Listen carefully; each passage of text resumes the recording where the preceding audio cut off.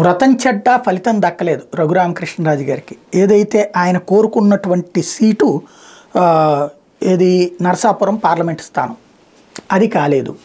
ఇప్పుడు సమస్య ఎక్కడొచ్చిందయ్యా అంటే ఎక్కడో ఒక చోట పోటీ చేయాలి. అది లేకపోతే ఒకసారి పవర్ రుచి మరిగినటువంటి వ్యక్తి మొట్టమొదటిసారి ఎంపీ అయ్యారు. ఆ ఎంపీ మళ్ళీ కావడం కోసం 4.5 ఏళ్ల నుంచి కష్టపడ్డారు. తీరా చూస్తే అది కాస్త వేసిన అస్త్రం వికటించింది. శ్రీనివాస్ వర్మ నరసాపురం ఎంపీ అయ్యేటప్పటికి ఇప్పుడు రఘురామకృష్ణరాజు పరిస్థితి ఏంటన్నటువంటిది అయోమయం.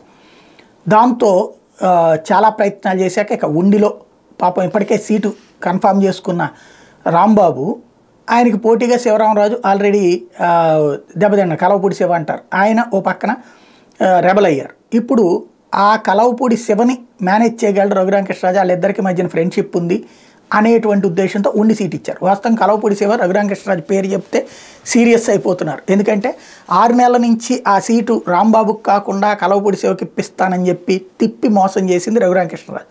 పైగా చివరిలో ఆ సీటు కన్ఫామ్ అయిపోయాక వెళ్ళి అడిగితే ప్రతి ఒక్కడు అడిగేవాడే, ఇదివరకు నా మీదనే పోటీ చేశాడు అట్టంటాడు, వాడిని గెలవనిస్తాను నేను, వాడి సంగతి నేను చూస్తాను, అయ్యింది కదా ఇప్పుడు అని చెప్పినటువంటి ఫీలింగ్.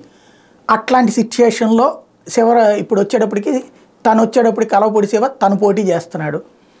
ఇప్పుడు అక్కడి నుంచినే ఇప్పుడు సిట్టింగ్ ఎమ్మెల్యే మళ్ళీ ఇప్పుడు ఈయన పక్కనకి తప్పిస్తారు రాంబాబు, రేపు అతను ఎగనెస్ట్ అవుతాడు.